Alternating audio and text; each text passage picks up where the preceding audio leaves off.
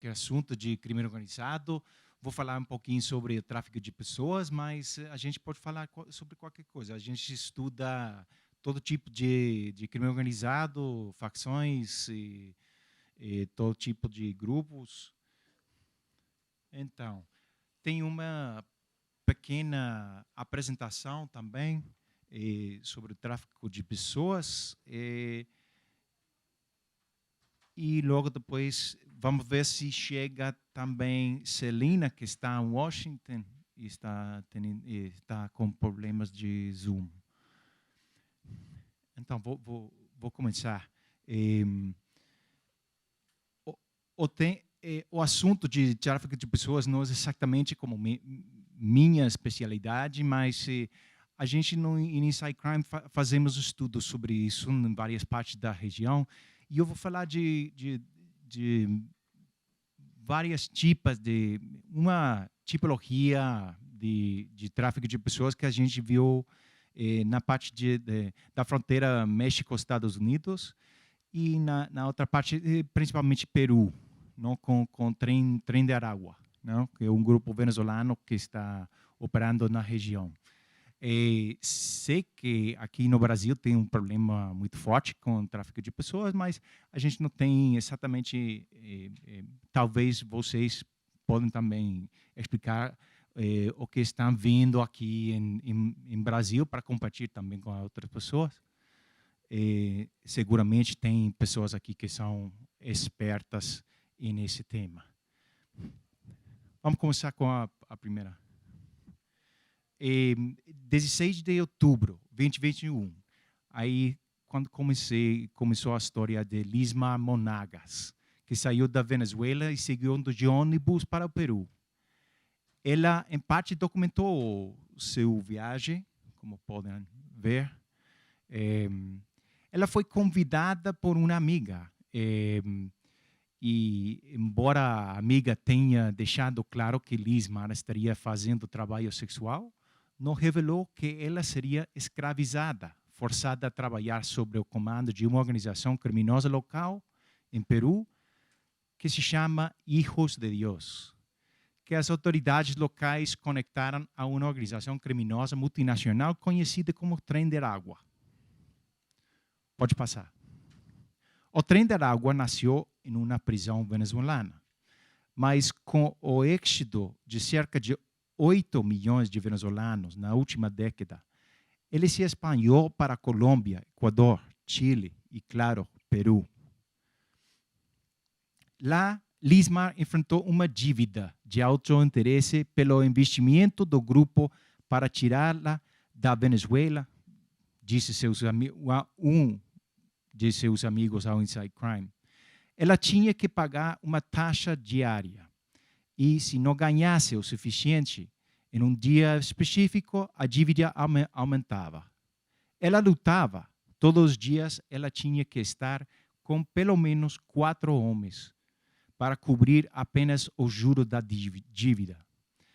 E ela ficava cada dia mais para trás. Ela queria voltar para casa. Falou para Inside Crime o avô que criou ela. Mas não conseguia se recuperar. A história é muito comum. Em 2021, as autoridades restauraram 415 mulheres e meninas venezuelanas de situações precárias e exploradoras. Em 2022, esse número saltou para 1.390 mulheres, 294 das quais eram adolescentes ou meninas. E suspeitam que haja muitas mais vítimas. Pode passar. De acordo com as autoridades de vários países consultados pelo Inside Crime, o Trem de Aragua está profundamente envolvido, e desde a identificação e o recrutamento das vítimas até o transporte e exploração delas. A rota para a exploração sexual geralmente começa online.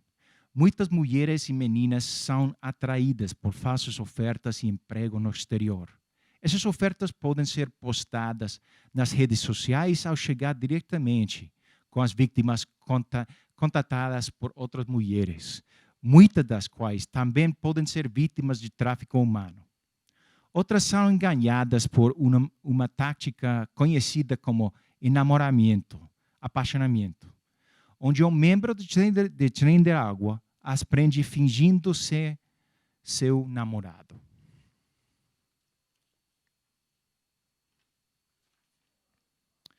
Uma vez que as vítimas são convencidas a se mudar para outro país ou aceitaram a oferta de emprego, outros membros do grupo organizaram o transporte e a acomodação nos países de trânsito. Para fazer isso, eles usaram frequentemente a mídia logística e infraestrutura do contrabando de imigrantes, de acordo com documentos judiciais obtidos pelo Inside Crime. Pode passar.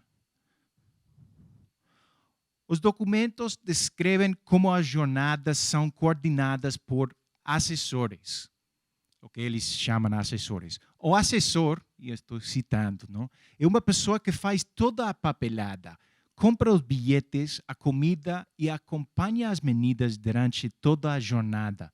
Esse é um dos processos que a gente conseguiu.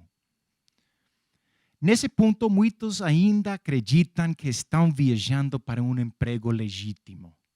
No entanto, ao chegar, as vítimas são frequentemente informadas que têm uma grande dívida com o grupo e devem pagá-la fornecendo serviços sexuais ou recrutando outras vítimas, de acordo com as forças de segurança, autoridades judiciais e fontes não governamentais consultadas pelo Inside Crime.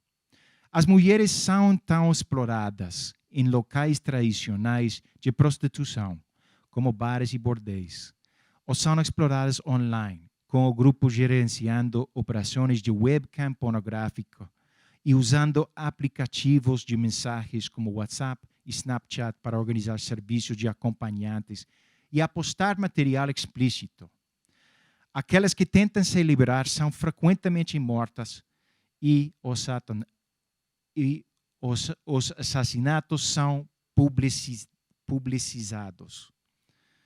Documentos judiciais e materiais audiovisuais mostram como o trem de água assusta a outras mulheres a obedecerem, circulando vídeos e imagens desses assassinatos nas redes sociais e enviando-os para sobreviventes como ameaças e avisos, revitimando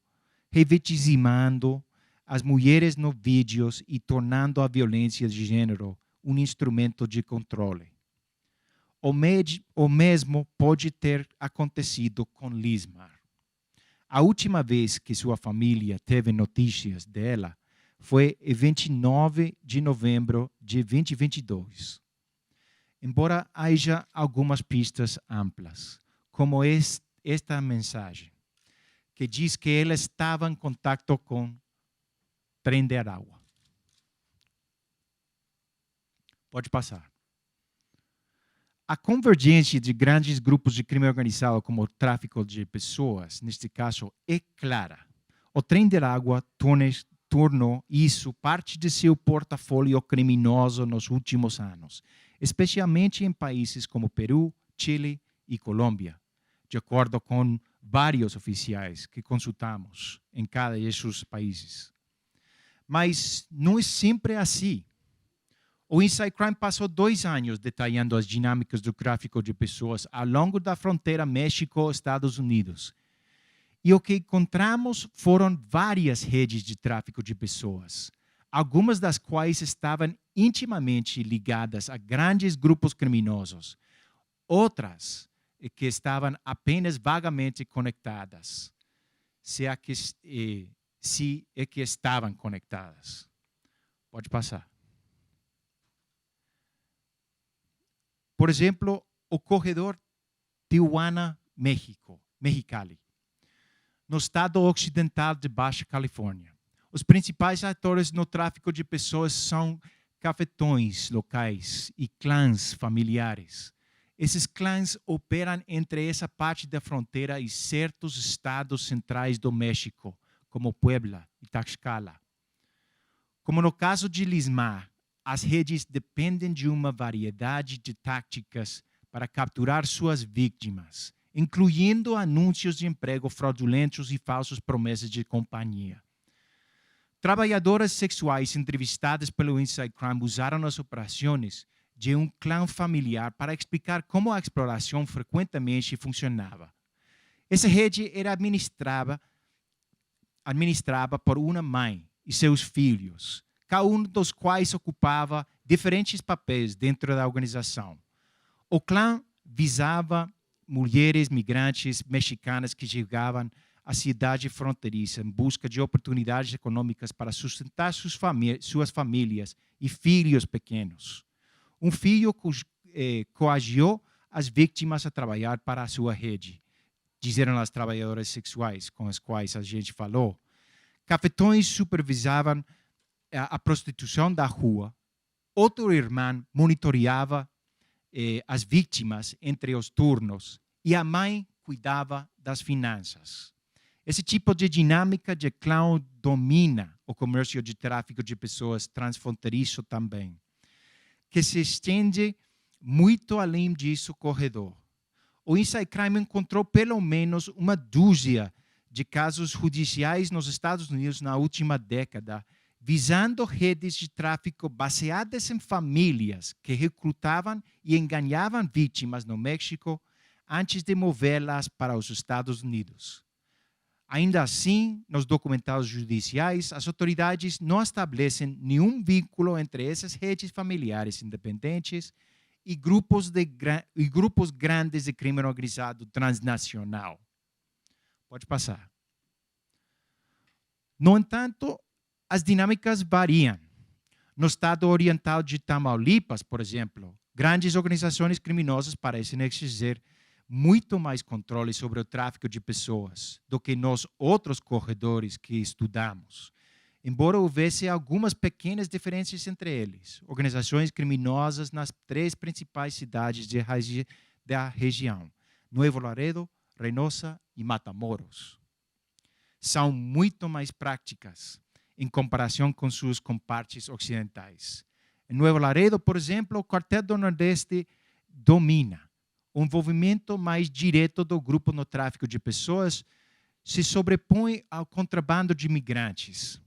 Aqueles que chegam à cidade sem a clave apropriada, o código que confirma que pagaram pela permissão para cruzar, são frequentemente sequestrados e, às vezes, forçados a trabalhar para o Cartel do Nordeste. Isso pode incluir trabalho obrigatório em casas seguras ou cruzar fronteira com drogas.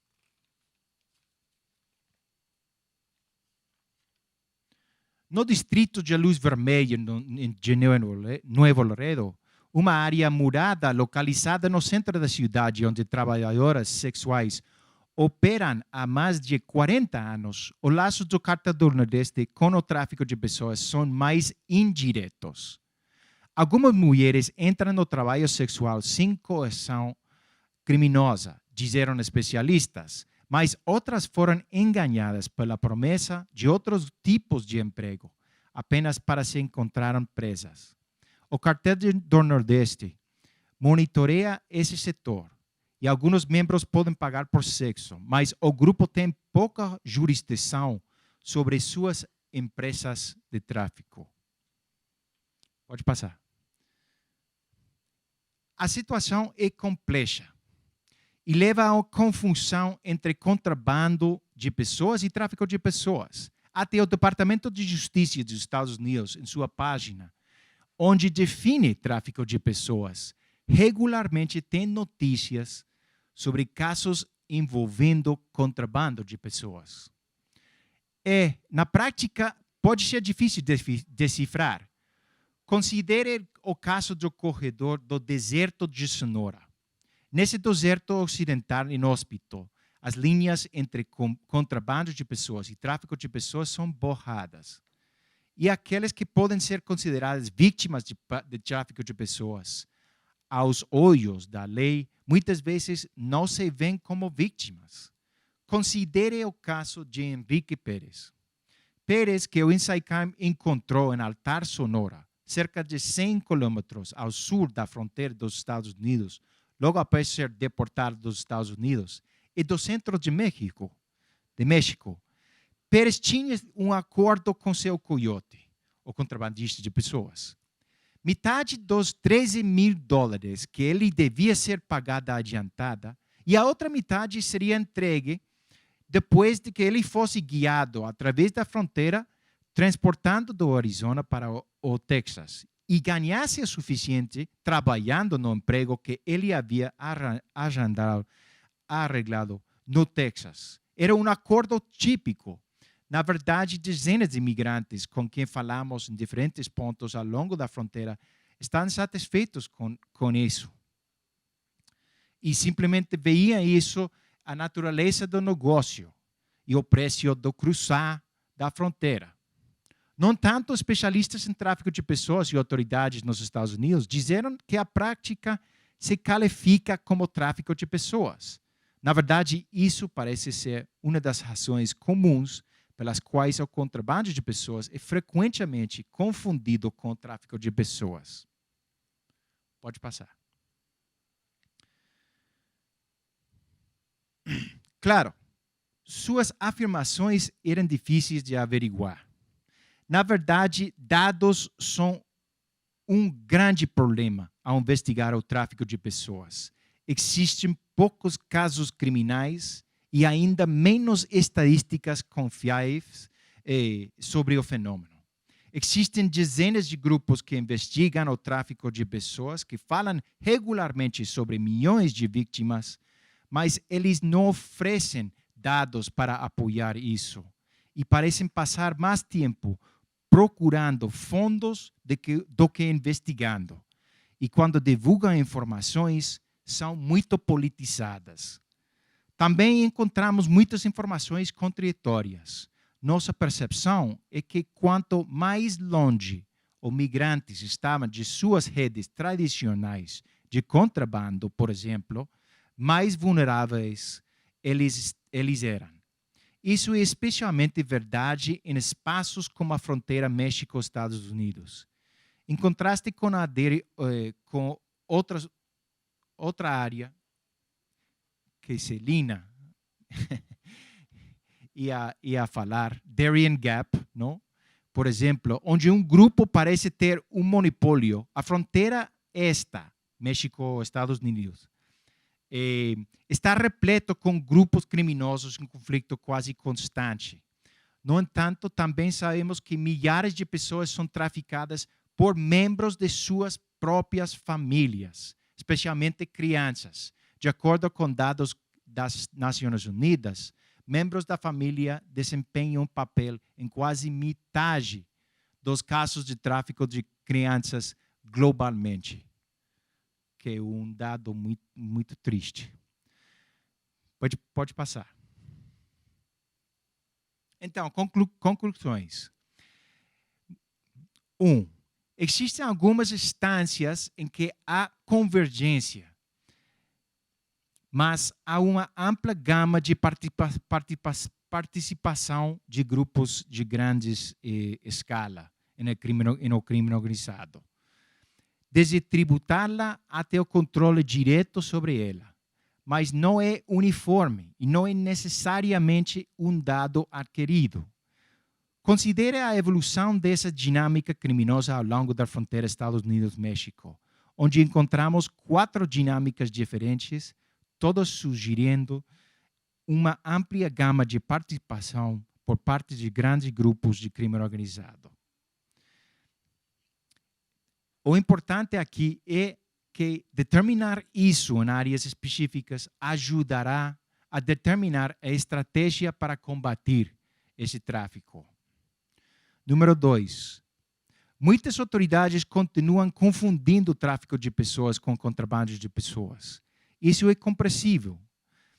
Um pode levar a outro. E o contrabando de pessoas para uma pessoa é o tráfico de pessoas para outra. Por exemplo, os migrantes que são forçados a trabalhar para pagar dívidas, uma vez que chegam a seu país de destino, muitas vezes não consideram esse trabalho como tráfico de pessoas, mas a lei considera esse tipo de tráfico como tráfico de pessoas. Além disso, quanto mais longe o migrante estiver das redes clássicas de contrabando humano, maior as possibilidades de ele ser traficado. Número 3, não há dados. Muitos grupos afirmam estar trabalhando no tráfico de pessoas na região, mas oferecem poucos ou nenhum dado real, ou qualquer entendimento profundo do fenômeno. Ainda pior, muitas vezes eles usam o tráfico de pessoas para fins políticos. E com isso, acabo. Obrigado.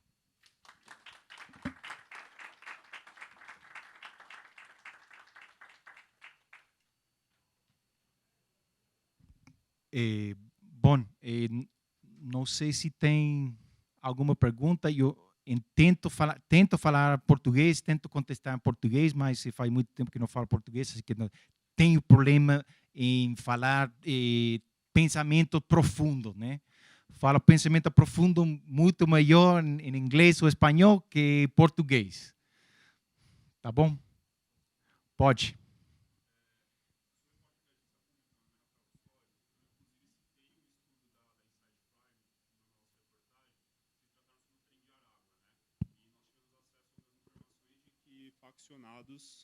De que faccionados eles já se dissiparam pelo país. Assim, há informações deles em Santa Catarina, Paraná.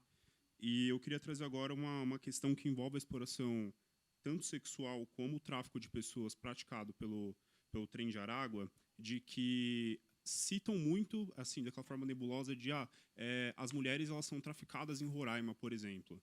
Né? Elas são retiradas da Operação Acolhida e levadas para se prostituírem no garimpo. Mas a dificuldade também de se ter acesso a esses números, como você citou. Existe algum estudo da Inside Crime assim, consiga pontuar para a gente de que essa responsabilidade da prostituição dos garimpos, principalmente no norte do Brasil, ela esteja relacionada com o Trem de Aragua? A gente tem tempo de estar pesquisando sobre isso. A gente não tem uma resposta perfeita. Não, jamais temos uma resposta perfeita nesse mundo de crime organizado, não?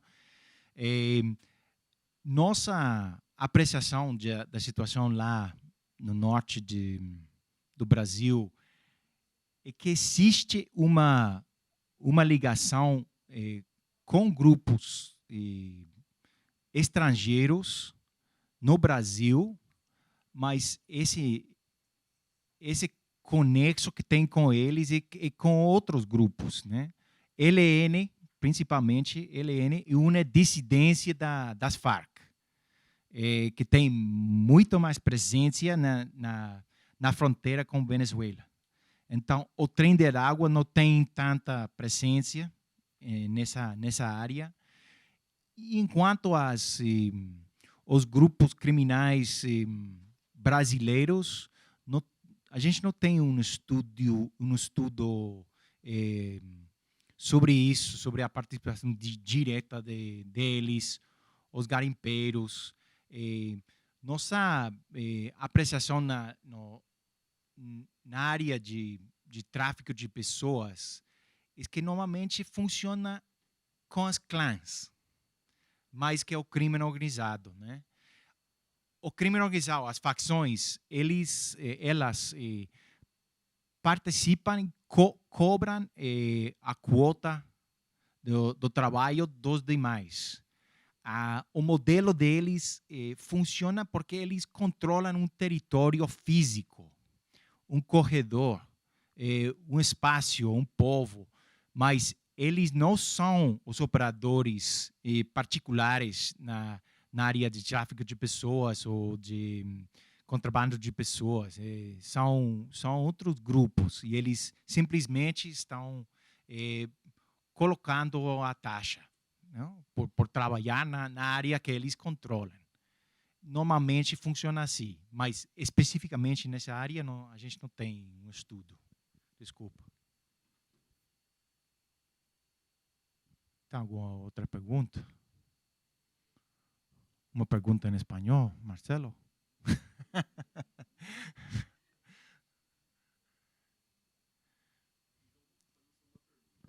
Pode. Por exemplo, e tem por exemplo, assim, algum estudo que indique que o Trem de Aragua ele trafica pessoas, né, mulheres principalmente, para outros países por meio da crise social social e econômica e política que a Venezuela vive? Por exemplo, assim, recrutam mulheres da própria Venezuela para que elas sejam traficadas para os países aqui da América do Sul. Se não me engano, tem até relatos do Trem de Aragua nos Estados Unidos também. Queria saber se você consegue responder isso para a gente, assim, se o Trem de Aragua usa mulheres em situação de vulnerabilidade na Venezuela para que elas sejam levadas para prostituição em outros países, por exemplo.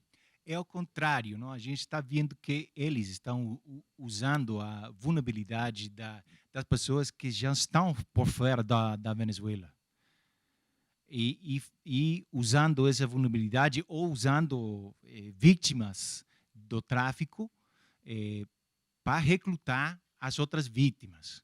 Muitas vezes são vítimas que conhecem entre elas. Então, tem um contato direto com uma pessoa, então é uma cadeia. Então, ele consegue outra pessoa, um efeito dominó.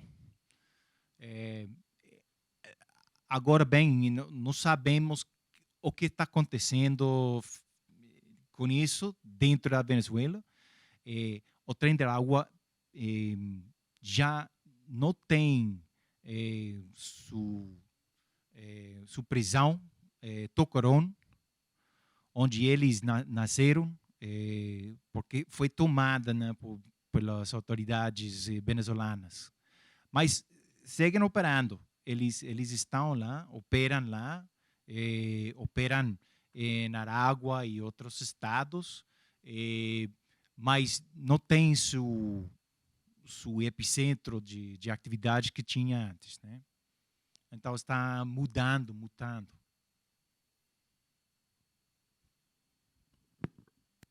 Bueno, espanhol. Excelente. Pero puedes responder en portugués, porque comprendo, pero me cuesta. La evidencia que presentaste sobre México habla de distintos grupos que realizan el tráfico de personas y el contrabando. ¿Esos grupos están vinculados con los grandes carteles, como el cartel de Sinaloa o el cartel de Jalisco? O sea, ¿cuál es el rol? ¿Quiénes controlan el tráfico de personas? ¿Son pequeños grupos, son medianos grupos o son grupos muy grandes? En esa zona, en esa frontera, encontramos 4 dinámicas distintas. Pues en portugués, para que todos... En portugués. Gracias, Marcelo. Encontramos 4 corredores distintos, ¿no? Con dinámicas distintas. En cada uno de esos corredores existe uma dinâmica distinta, com uma relação distinta entre os grupos clãs, principalmente os clãs familiares, e as facções grandes que operam na zona, não na área. Por exemplo, coloquei o exemplo de Tijuana. Em Tijuana não existe realmente uma relação direta entre os clãs familiares que estão fazendo esse tipo de atividades de tráfico de pessoas e com as facções que existem lá. Não existe. Eles podem estar cobrando uma taxa, mas não tem mais uma presença forte na atividade criminal. Agora bem, em Nuevo Laredo existe uma relação direta com o Cartel do Nordeste, com o tráfico de pessoas e com contrabando de pessoas. Eles são o grupo que faz controle sobre todas essas atividades nessa área. Não tem outro grupo. Eles fazem um controle total. Então, depende da área. E normalmente,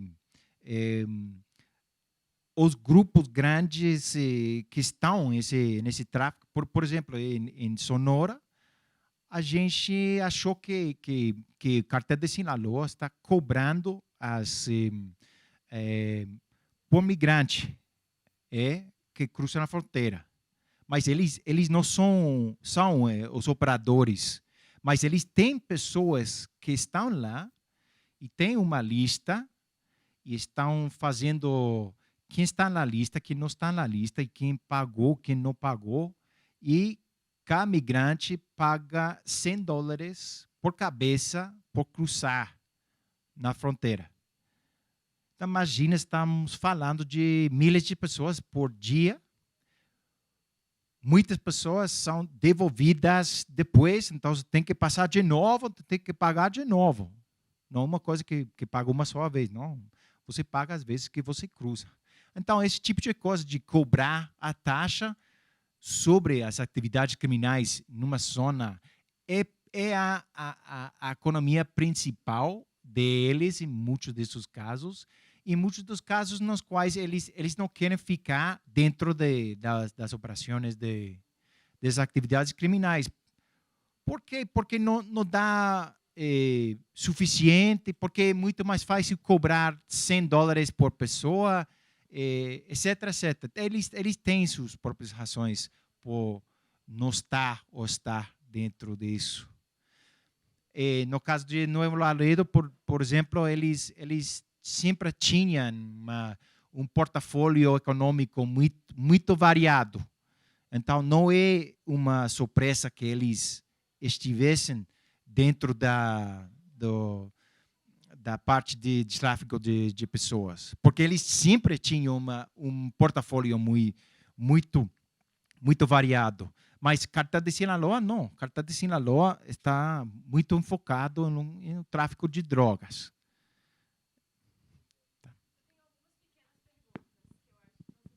Pode perguntar sobre qualquer criminalidade, área, não importa. Pode ser tráfico de pessoas ou não. Não é sobre tráfico. Eu queria saber se a Insight Crime ela tem estudos que comprovem a conexão, porque se tem uma opinião pública sobre isso, né, um senso comum, de que as crises humanitárias, conflitos armados agravam determinadas situações de vulnerabilidade, principalmente colocando, quando você entra em fatores de gênero, por exemplo, você sabe que as mulheres são muito mais afetadas em conflitos do que os homens, né? Elas conseguem vivenciar mais espectros de violência do que um homem vivencia nesses períodos. Então, eu queria saber se a Insight Crime ela consegue comprovar isso, que em conflitos armados, como, por exemplo, a guerra da Ucrânia, o conflito da Bósnia e Herzegovina, coisas do tipo, se isso agravava o tráfico humano. E também queria saber se existe uma... Por exemplo, as mulheres são para esse tipo de tráfico, o tráfico sexual. As crianças são para tal tipo, os homens são para venda de órgãos. Se existe uma classificação assim, e se tem como você resgatar essas pessoas, localizar essas pessoas, se depende, o que depende para conseguir achar essas pessoas, porque se você olha o número de desaparecidos no Brasil, anualmente o número é assustador. E para onde essas pessoas vão? Se a gente sabe que, obviamente, uma parte tem vários outros conflitos, mas uma parte não se sabe onde estão, para onde vão, ou onde se encontrar essas pessoas. Então, tem uma ideia por trás de que está ligado a um tráfico. Mas como se confirma isso? Como chega nessa confirmação e como busca essa pessoa? Bom, são 3 ou 4 perguntas. A última que é a mais difícil, né? Onde que estão as pessoas que estão desaparecidas? Obviamente, um grupo ou uma pessoa que está desaparecendo outra pessoa está tentando encobrir o crime. Não tem corpo, não tem crime. Tem muitas possibilidades onde estão essas pessoas, mas a gente não sabe, a gente não faz esse tipo de estudos, mas tem grupos, em quase todos os países onde a gente está trabalhando, tem grupos que estão fazendo esse tipo de estudos e fazem estudos geográficos, geolocalizadores, ou seja,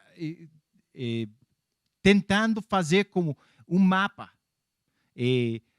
para poder fazer uma ligação entre o crime organizado, a presença do crime organizado e a desaparição forçada. Essas são as coisas que a gente pode fazer, a gente faz. Mas tem grupos, o grupo mais interessante talvez para você olhar é ACLED. ACLED é um grupo de dados e eles estão acumulando dados e fazem esse tipo de estudos geográficos sobre separações, homicídios, certo tipo de crimes, né? Sobre as diferentes perfis das vítimas e que tipo de tráfico de pessoas, onde termina no mundo criminal, não conheço, mas pode existir. Existe outro grupo, um grupo que se chama Polaris, e eles fazem estudos sobre isso em base de chamadas, outro tipo de informações das vítimas, que falam diretamente com eles ou fazem algum tipo de encosta ou alguma maneira de conseguir os patrões das vítimas, né? E sobre as mulheres, e se as mulheres são vitimizadas mais, e se a gente pode empiricamente falar de que são vítimas em mais casos, não sei, mas a gente pode ver nas áreas onde, por exemplo, em Colômbia, onde há um conflito armado, a gente vê diferentes tipos de violência contra as mulheres que vêm do conflito armado. No caso de Colômbia, por exemplo, a gente fez uma investigação sobre mulheres que chegavam de Venezuela e foram recrutadas por o exército por ser espias contra a guerrilha, contra a insurgência. E foram assassinadas, várias delas, e então, pues, elas ficaram numa situação vulnerável por ser mulheres em um lugar de conflito que ia muito mais allá do tráfico de pessoas ou de violência doméstica ou todas as coisas que podem passar. Então, existem alguns casos nos quais a gente viu esse tipo de situações nas quais as mulheres foram vitimizadas de várias maneiras dentro de uma área de conflito.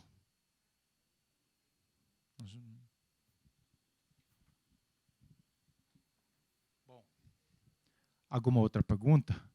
E a outra, Celine, não conseguiu? Uma última pergunta. Boa tarde.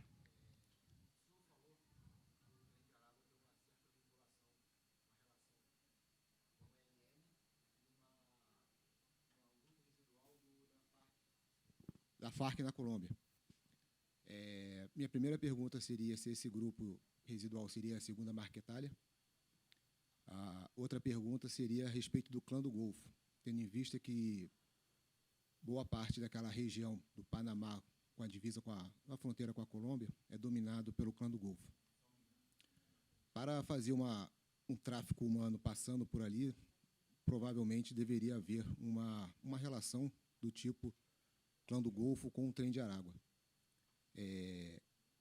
Posso, aí eu fazendo uma análise, verificar se o senhor confirma isso? O Clã do Golfo, ele apenas cobra uma taxa para poder utilizar a passagem, ou ele faz realmente o controle do que o Trem de Aragua está fazendo esse tráfico? E, por último, talvez a mais difícil, recentemente a gente teve uma discussão nos Estados Unidos sobre qual a posição do Trem do Aragua, se a capacidade dele de realmente fazer o tráfico de pessoas até os Estados Unidos. O senhor verifica se o Trem de Aragua tem essa capacidade mesmo, ou é realmente uma rede que ele está envolvido para poder fazer esse tráfico de pessoas? Na última pergunta, pergunta, a gente fez um pequeno estudo sobre isso e viram que o Trem da Água não tem a capacidade de operar em Centro-América, México, porque a competência é muito forte. Então, eles não têm capacidade de fazer isso. Pode que tenha pessoas que estão fazendo a trajetória, que está migrando, né, nessa parte, e pode que estejam chegando aos Estados Unidos, mas eles não têm a capacidade de competir com os grupos criminais nessa zona, né? A gente não tem informações que o clã do Golfo está trabalhando diretamente com o Trem de Água. Obviamente, o clã do Golfo tem suas próprias maneiras de fazer o tráfico de pessoas, e tem um controle total nessa zona, não? Darien. Eles têm um controle total, eles põem os preços, eles põem a infraestrutura, e nesse caso sim tem uma convergência muito clara, né? Como no caso do Trem de Água. Eles têm um controle total. Mas eles não estão trabalhando diretamente com o Trem da Água nessa zona, não? Pode que tenha um contato, mas na Venezuela. E sobre a primeira pergunta sobre a área, não falei que o ELN tenha contato direto com o Trem da Água. Falei que ELN e FARC, dissidências das FARC, e tenho que olhar o mapa para saber se é o segundo Mercatália. Eu acho que não. Acho que é uma dissidência da 10ª frente da FARC, mas a gente pode olhar agora mesmo. Eles têm mais presença na fronteira com o Brasil. Então, a suposição que o Trem da Água está trabalhando diretamente com o PCC, em toda a área Roraima, tudo isso, eu acho que é equivocado, mas porque não tem presença nessa área. O Trem da Água não tem presença nessa área da mineria. Que a mineria é a parte que liga essas duas áreas, que a mineria da Venezuela e a mineria do Brasil. Essa economia criminal é a parte que liga essas áreas, não? Com trabalhadores e tudo isso, né? Agora bem, tem muita notícia sobre a presença do Trem da Água dentro de Roraima, e isso é certo que tem uma presença, mas na área onde estamos falando sobre essa área de mineria, não tem tanto, né? Tá?